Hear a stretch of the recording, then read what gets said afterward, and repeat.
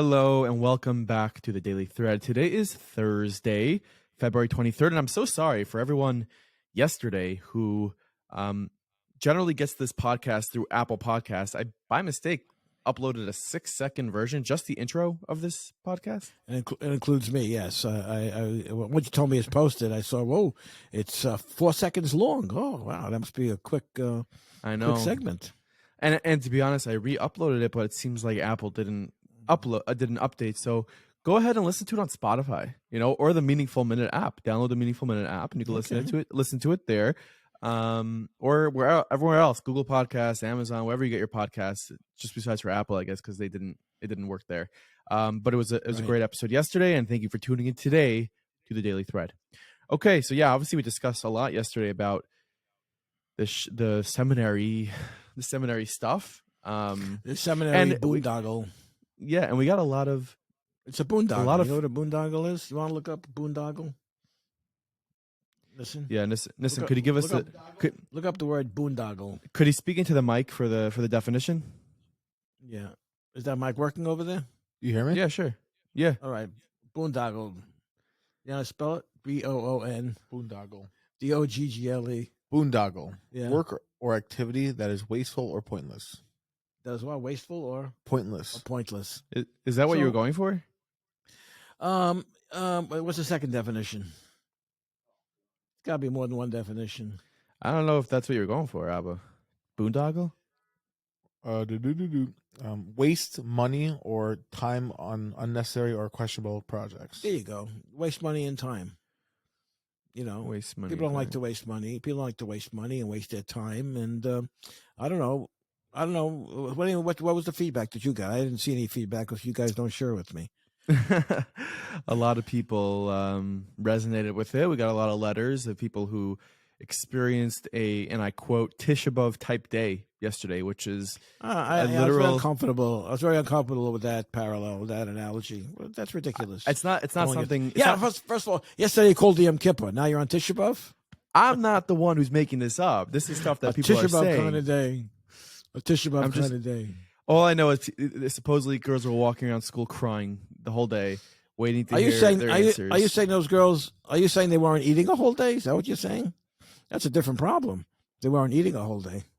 Like, what do you Yom mean? Kippur yesterday it was Yom Kippur. Today it was like Tisha B'Av. The only thing those two have in common is that people don't eat on those days. Are you changing the subject? No, 1 second. 1 second. 1 second. Hold that. You want to say that joke one more time? Because I think I have something for it. What do you have? You have a... Yeah. You have to learn how to use your equipment a little quicker. I gotta be quicker. Yeah. Nissan, could Nissan turn down your volume on your headphones a little bit because it's picking up onto your mic? It's so loud. He says, "Can you turn down the volume on my headphones? It's picking it up on the mic." That's funny. That's funny. It sounds normal to me. Well, you don't hear what I hear. Okay, make it a little lower in the headphones. That's all. Yeah. Listen, you're going to do that on the laptop. Okay, how's computer. that? Yeah. Hello? Right. Now I hear him Good. very low. Now low? I hear you very low. How low? Okay, that's better. Okay. Yeah? Yeah. Okay. You were louder before, but it's okay. I could hear you. Okay. All right, so... I mean, your microphone is usually louder than mine anyway. Our microphones are the same volume, Abba. I don't know. When I listen to it, I sound lower than you. My lips are on this thing. Do you like my lighting here, or do I look too pale? You don't look too pale now. I mean, I have a tan, so I have a different color than you. You're a guy that you don't go into the sun, so you stay in the house the whole day. So well, I don't know if there's much sun to go out into. To be honest, it's winter still. It's been a lot of cloudy days this winter, no question about it. Yeah. Anyway, tell me about your seminary feedback. Were you still talking about that? No, I think we exhausted that right now. It's just really, there's got to be a better way. That's all I'm saying, and we've spoken about this many times. Yeah, that's true. Let the professionals hash it out and try to figure out if they care about these girls, they're going to try to figure out a better way to do this, because it seems like it's a little bit okay. toxic. So let me say that today is the second day of Adar. Okay, it's my grandmother's yard site, Chaya Malka Burger's yard site today. I said Kaddish for her this morning, and I as I did last night by Marav, and as I will this afternoon by Mincha. She passed away 46 years ago. Wow. In 1977, she was, I think, about 86 years old, and we were very close to her and to my grandfather. I guess when I was a baby, she was already in her, I don't know, in her 60s. And I just thought that, she's a fixture in my life and that she'll always be there at that age. She's going to live And forever. then she started getting older, and then she passed away, and it kind of like upset me. I didn't know that, I thought the world was supposed to be perfect, and everything just, you get used to a certain daily structure or standard, and it's supposed to remain the same. But then you begin to realize that it starts to shift as time goes on. Anyway, was that the first person in your life that passed away? No. My father's father passed away in 1969, so I think that was the first Levaya I really went to. And but then this was 1970. Well, Chaya Malka's husband, Aaron Berger, he passed away in 1975. He was 91, and just for a familial context, his father lived till 103. Believe it or not, his father died in 1957 in Europe at the age of 103, which was very unusual in those days. And she was 86, I think, or 87. And I was just talking to somebody this morning about, they had a difficult life. They were born in Europe. They lived a young life in Europe. She was, I think, she was one of 14 children. She was the baby in a family of 14 children, and she came here. She got married. I don't know what age it was, and she came here. Her husband came here. My grandfather came here in 1910, I believe. Believe it or not, 1910. So they had to have some kind of vision for the future. They didn't like what was going on in Europe. And then he came here in 1910. In those days, you didn't walk across the border and get a $800 cash card and a hotel stay in Midtown Manhattan and 3 meals a day and all those type of accoutrements. In those days, the working person in the family, in those days, it was pretty exclusively the men. I hope the earth doesn't shake when I say that, but he came here to establish himself financially, and then she came here 2 years later. And my mother was born here in the United States, and she had one brother, my uncle, was also born here in the United States. And that's the family history. He joined the army in World War II, and he fought in the Battle of the Bulge on the beach in Normandy. Yep. Really? At the age of 18. Did he? At the age of 18, he was injured in the war. That? Yeah, he passed away a couple of years ago, and he had a military funeral out here in a military cemetery. Oh, yeah. I remember that. I went there, and there was a full military a salute with honor guards and the flag over the coffin and over the Aron. They had an American flag, and they folded it and they gave it to us. And we gave the flag to the Chabad rabbi to have, who was a Chabad rabbi near where he lived in Westchester County. Wow. But anyway, today's Chaya Malka Burger's 46th Neshama unfortunate news to report this morning out of Monroe from couple and a daughter. They perished in a house fire. Was fire it Monroe broke out. I thought it said Kiryat Joel. No, it was Monroe. Terrible tragedy occurred when a fire broke out overnight Wednesday in a home in Monroe, which was near Kiryas Yal. The Monroe Joint Fire District and Police Department responded to a home on Highland Avenue in Monroe at 12:55 a.m. for a reported house fire. The firefighters and the police officers at the scene were informed that the family was believed to be inside, but they were unable to attempt a rescue due to the intensity of the flames. Wow. The Niftarim have been identified. Kalman Goldstein, Alav Shalom, his wife Sarah Alav Shalom, and their daughter Miriam Alav Shalom. Levaya is going to be at some point today, I imagine. It's a terrible, heart-wrenching story.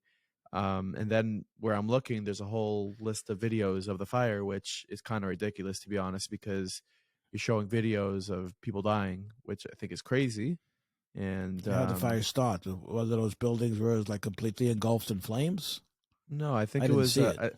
I think it was I think it was a house. First of all, you didn't see it, and you shouldn't see it. No one should really, want to see I something could like see it that. I didn't burning. I either. could see a burning house.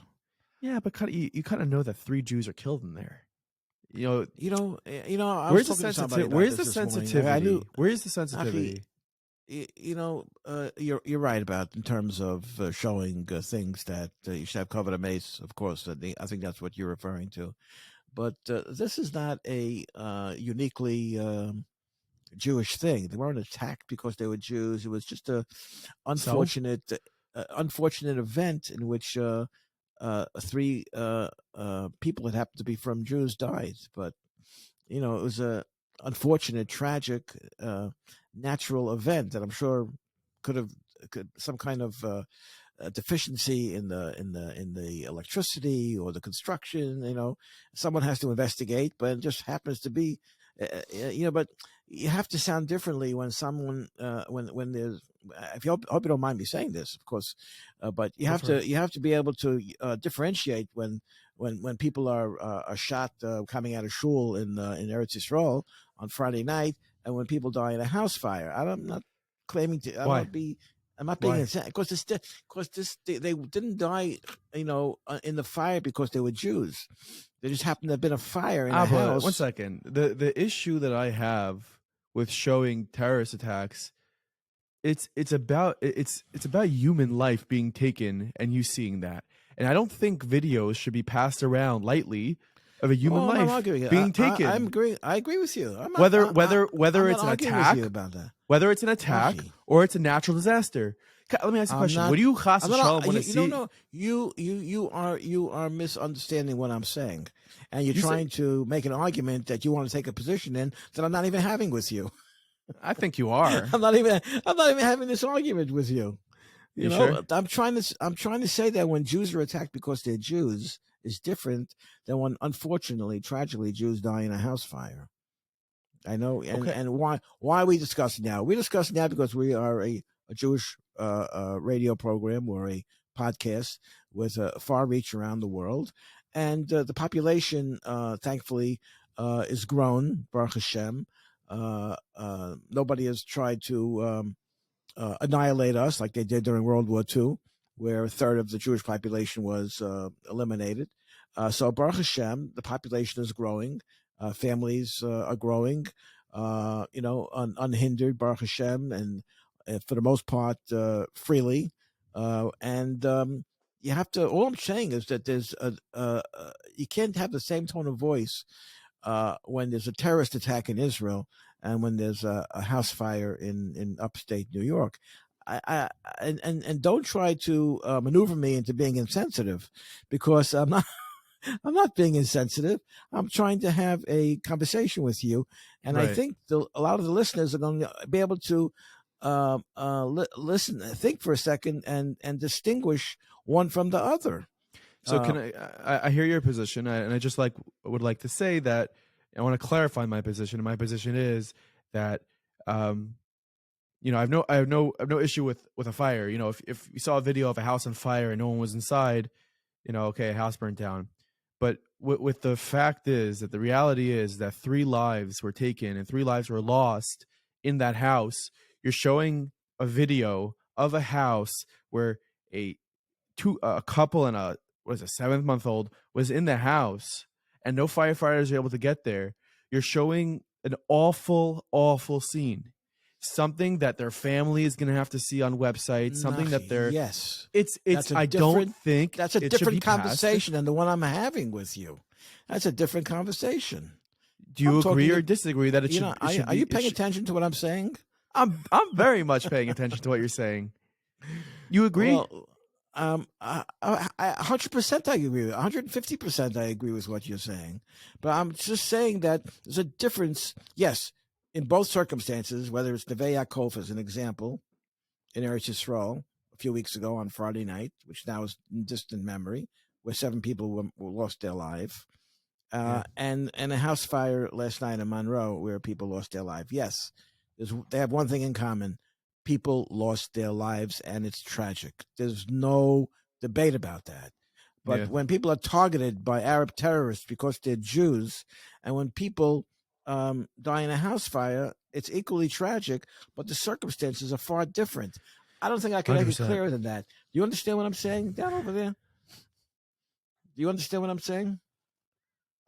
What do you think? I don't think any pictures of a house on fire should be shown on social media. I don't think that's necessary.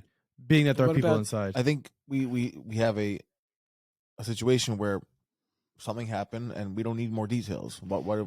Okay, but you know, now I see why you don't want me looking at my phone while we're talking, because you're looking at your phone, and that's not what I was saying. I agree with you about that. I agree with both of you about that. I'm just saying that I'll say it for the fourth time. There's a difference when people die in a house. No one's comparing that it. are Jewish and people that get picked off by a AK-47 rapid shooting rifle or machine gun coming out of shul on Friday night. There's a difference. Okay, both tragic. To be honest, the story here is tragic, and we say Baruch Dynamics. The story is not about the news sites showing it. You know, it's an age-old issue, and it's not something. That's right. We're all in the news sites. We're all in agreement about the news sites not showing it, and they shouldn't show it. You know, let's stick to Joe Biden walking up the steps of a plane and tripping. You know, well, yeah, that's our next story. I mean, what did you see that yesterday? Is up? He is jogging those steps, and then he just falls. No. Again? He was walking. He was walking normally. Then he tripped. And then after he tripped, he wanted to show how spry and versatile he is. Then he started jogging. When he didn't fool anybody. The fact of the matter is, it's not the first time he tripped on the stairs. And listen, I've tripped on stairs. Listen, I'm not 80 years old, but when I walk down steps, I hold on to a banister. I'm not trying to show off to anybody, you know, because a lot of people get very seriously hurt. But why is it such a big, at all ages? Why is it such a big story, though? I think like the Republicans love that he tripped going up the steps because look, he's not fit. It's a comment. Listen, it's a comment about his being frail and his age, and it's not a job for President of the United States, and to face off with President Xi in China and Putin in Russia is not a job for a guy who has to have milk and cookies in the afternoon and a long nap every day. Why? And the transportation. I don't know. Let's be real. And the transportation portfolio where there's a toxic chemical fire because a train derailed in East Palestine, East Palestine, Ohio, is not a job for a guy who told the reporter when she confronted him last night that he's on his personal time now. You know, Pete Buttigieg, he wants to be president of the United States. Can you imagine the president of the United States say, you know, North Korea fired a rocket and Russia and China are attacking? Yeah, but I'm off today. Don't you know I'm off today? Don't you know it's it's President's Day and I'm off? Talk to me on Tuesday about the war. Now that you mentioned East Palestine, the mayor of East Palestine went on Fox News and he said it's a huge slap in the face that Biden visited Ukraine. Why'd you say huge? Because he's such a big guy? He's a big guy, the mayor of East Palestine. He is a big guy. That's true. So that's why you were thinking. That's why you said huge. Why'd you see the word huge? I said huge. I'm not even looking at him. It's because he felt it was a big slap in the face that Biden went to Ukraine instead of going to East Palestine, Ohio, which is in America. It's in America. You said that they're handing out $1,000 vouchers to the people of East Palestine. They gave hundreds of billions of dollars to Ukraine. Why is he not taking care of the people in America? Two things. You know, we have to get to the bottom of why they call it Palestine and not Palestine. We got to get to the bottom of this. I don't get it. Do we know if that's even like fact? No, everyone who mentions it says East Palestine, including the mayor, except for Tucker Carlson. He says Palestine because it's spelled Palestine and it should be pronounced Palestine. And I don't know why they changed it to Palestine. It reminds me of the joke where it was said a couple of weeks ago that they're blaming the crashing of the Titanic on the Jews because it was hit by an iceberg. Because iceberg sounds like Goldberg. Iceberg. If it ends in a berg, even if it's a big clunk of ice, it has to have something to do with the Jews. I want to. This huge guy, this huge mayor, this huge mistake, this very big guy, this mayor in East Palestine. Oh, Donald Trump was there yesterday. Did you see that? He went to East Palestine? He was there yesterday. He bought lunch. He bought lunch at McDonald's for the entire police department and the fire department. You saw the police department, like they're trying to convince everybody that the water is safe, right? So the police department, I see it. I see it bubbling. It's bubbling on its own. I don't know. The police department. The police department like poured themselves cups of water and they said, "Look, it's safe," and they drank the water. It's like, yeah, that's not gonna. I'm not gonna. I don't know where they're finding these people. They're finding people that have rashes. That one guy said on the news he's coughing up blood. That could be completely unrelated, though. Yeah, people still have health problems. You think there's an urgent care in East Palestine? You think maybe we should go do our show from like one of these rural places? I don't know what exists, to be honest, outside of where we live. Well, I don't know if there's urgent care. Have you left your house in the last 4 days? I have, yes. Besides going to shul in the morning? I have, yes. Okay, so that's enough about me, though. Yes, enough about you. Our next story is I'm sure a lot of people have heard. Or maybe they haven't. We spoke the other day about the GDL, right? We spoke about the Goyim Defense League. Right, the Goyim Defense League. And to be honest, GDL, yes. I didn't know much about it. I thought it was a joke until a video surfaced just yesterday about the GDL in Orlando, Florida, saying things that we cannot say on this program. We cannot show the video on this program because the whole thing will be censored out. But pretty much, I'll say, I'll try to sift through the expletives and the things they said. Some of the things they said, like when there were Jews passing by in their cars, they would say, "Oh, Finkelstein, you have bad genes, Tay-Sachs," disgusting things like that. And that's the least of what they said. And these people are walking around in Orlando, and there's more than one of them, and it blows my mind. It blows my mind that these people are not behind bars for incitement of violence. First of all, they're exploiting the First Amendment, which calls for free speech. If you notice, the car with a member of the shul, a guy with a yarmulke on and a beard driving out, and one guy says to the other, "Don't touch his car, don't touch his car," because once you touch the car and you damage the car, you could commit a crime. You can call the police. You can have you taken in. They're very strict about free speech. And this Saturday, Shabbos, February 25th, is what. I don't know about GDL. We just discovered that by accident a few days ago. But they're they're calling for a day of hate against Jews. And I've seen I don't want to give them too much publicity, but I've seen emails from shuls that are preparing for it. And the police department out here in Long Island is prepared, and I'm sure the New York City Police Department is prepared for it and going to deal with it effectively. That's terrible. I mean, that's just like. That's really, really terrible. A weekend of hate against the Jews. And, about the First Amendment, the freedom of speech, does freedom of speech mean freedom of consequence, though? You could say whatever you want. Of course you can. You could say whatever you want, but there should be consequences for saying certain things. It doesn't infringe on the freedom to say it. Well, the old example is, of course, if there's free speech, can you scream fire in a crowded theater? And you can't. You're exercising free speech. Well, you're endangering people. And you don't think that these people, the GDL, are endangering people? In Israel, the law is a crime you commit that's called incitement. If you say something that could potentially create a situation that's dangerous, you could be arrested for that. You don't have that here. Really? You don't have. Look what happened this summer in 2020. Cities were burnt down. Well, real physical damage. People were killed. Damage was done, and nobody was held accountable. Well, what's the law when it comes to screwing bomb in an airport? You can't do that. But what are you getting prosecuted under? I don't know. I think you're probably just getting probably detained, probably thrown out of the airport, probably going on a no-fly list, maybe, but not much. No real crime. I'm afraid not. I mean, you have to speak to a lawyer and look at both sides of the equation. Do you want to be able to arrest it for things that you say? That could be the beginning of the end of America, which is I don't know. people in the Biden administration are pushing in that direction anyway. Listen, it's infuriating Anyway, to see that video, but yeah. can I talk to you about Mike Pence? I saw Mike Pence last night. I had dinner with Mike Pence. Yeah. Me and Your dinner with 150 Mike other people. Pence.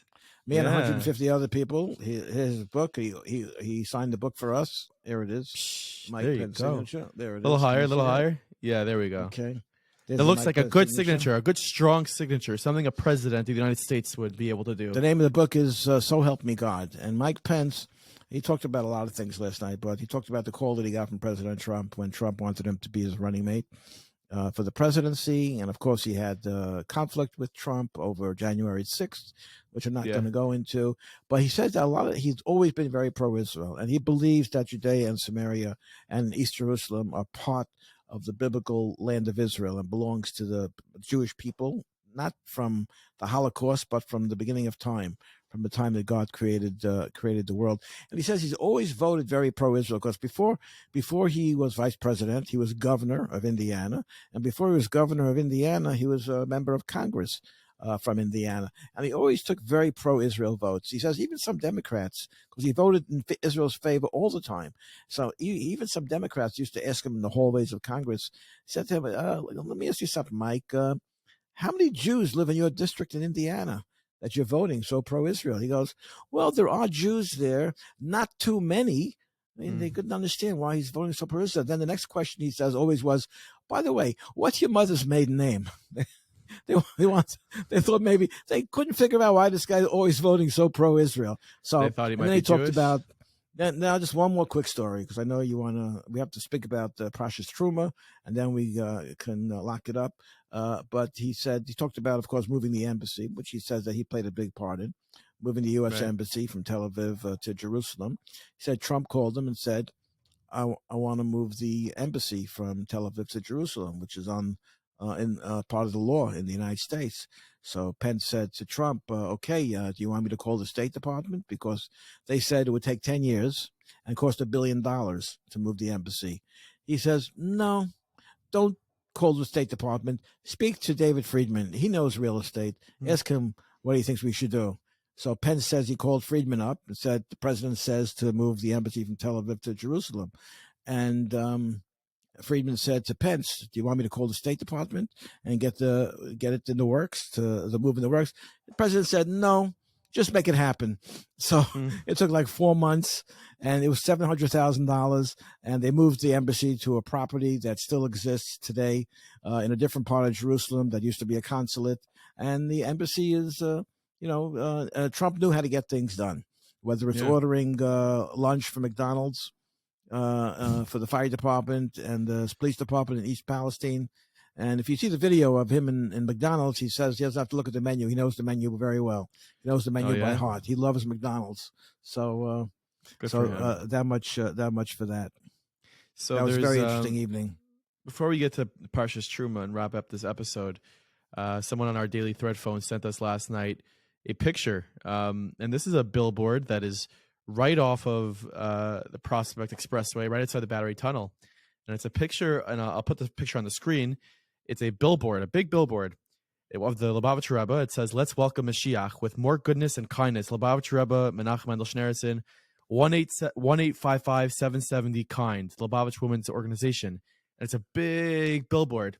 So I'm very, very happy to see that, promoting Mashiach and Yiddishkeit to, the world, everywhere, in Manhattan, so that is clearing the path for us and getting our Super Bowl commercial, God willing. Okay, do you think you have to step in the direction of a Super Bowl commercial? I think that we might have to lower our maybe we should go for billboards in Times Square first. What's the reaction been to the Super Bowl commercial? People love the idea. People love the idea, but it might be a waste of money though. $7 million. You're reaching hundreds of millions of people. I know, but still, like after the Super Bowl, then what? You just spent $7 million. With $7 million, What if we do a Super Bowl commercial about, I don't know, let's say the power of a mezuzah on the doorway of a home if you're Jewish. That's all. And let's say as a result of that commercial, 10,000 people call a phone number and say they want a mezuzah put up on their door. Was it worth the $7 million? It's a great question. It's a great idea. But which Judaica store are we pushing to? Moshe Klein, right? It's a good idea because it doesn't involve any philosophical differences or minhagim or shitas or do it this way or do it that way. You can't argue. You can't argue with mezuzah for men and women. If I said tefillin, you say, "Oh, it's only for men." So I say, we have to craft a 30-second or a 60-second commercial, negotiate our best price with whoever's carrying the Super Bowl next year. And I don't know which Judaica store is going to get the business. That's what you're worried about? You're thinking about the money again? Let's get the commercial done first. What are you reading? You reading on your phone again? No. Okay. Anyway, I think it just popped into my head. I didn't even think about it until you brought it up. I think mezuzah is generic. It applies to everyone, men, women, and children. Your home, your business, your office, wherever you go, whatever you live, whatever you do. And let's find out who's carrying the Super Bowl. I deal with a few ad agencies. I could delegate it to them and have them enter negotiations with, let's say, I don't know who's carrying it next year. It was Fox this year. Maybe it's ABC or CBS or NBC next year. Maybe ESPN. I don't know who's carrying it, but I'm sure you can find out easy enough. Did you Google who's carrying the Super Bowl next year? Fox again next year? Fox every year? Really? It was Fox this past year. Yeah. So we don't know, but that's a small part of it. Anyway, let me just say about Parshas Terumah, which we're going to read on Shabbos in Shul. It's about building the Mishkan. It really, after Parshas Yisro and Mishpatim, we really go into a whole different direction. And the fact of the matter is, Parshas Terumah is all about fundraising. They have to raise money to build a Mishkan. It was the greatest fundraiser in the history of the Jewish people, and probably could be the most successful fundraiser. Hashem told Moshe to tell Bnei Yisrael to donate gold and silver and copper. They needed all kinds of things in order to make the Mishkan and the equipment related, the vessels related to doing the divine service in the Mishkan. And it was such a great fundraiser that at some point Moshe Rabbeinu had to tell Bnei Yisrael, please stop giving. You're giving too much. We have too much. It was too much gold. Stop. Have you ever heard of a fundraiser for any organization or any yeshiva dinner where they have to send out an email? Please stop giving us so much money. No, but that would be great. Oh, it happened once. It happened once, about 2,500 years ago. But that's about it. So I mean, that's what giving is about. It says in the very beginning of the Pasha, what are you supposed to give? It says you give whatever's in your heart. You could give whatever. A rich person could give as much as he wants. A poor person can give as much as he can afford. The only thing everybody had to give equally was the half a shekel, the silver machzis a shekel. But other than that, you could donate what your heart desired. And that's how people donate. People donate what their heart desires pretty much. And but we have to be able to get to the point where people are donating too much. We have to beg them to stop. Absolutely. There's also an amazing organization that makes sure that people are donating every single day to tzedakah, daily giving. Right. Meaningful Minutes, one of the beneficiary organizations of that. So you should really head to dailygiving.org. Check it out. $1 a day. $1 a day goes to tzedakah. They distribute it to a different organization every single day. And 100% of every single dollar that's given goes. They raise their advertising budget. They raise everything else. 100% of your dollar goes to tzedakah. And that is our episode, and that is this week of the Daily Thread. You should mention about our ads on the Daily Thread. If you'd like to advertise on the Daily Thread, which is seen by millions and millions and trillions of people all over the world, go ahead and call 516-668-5853 or email us at thedailythread@meaningfulminute.org for special introductory rates. And we will see you next week here on the Daily Thread. Shabbat shalom.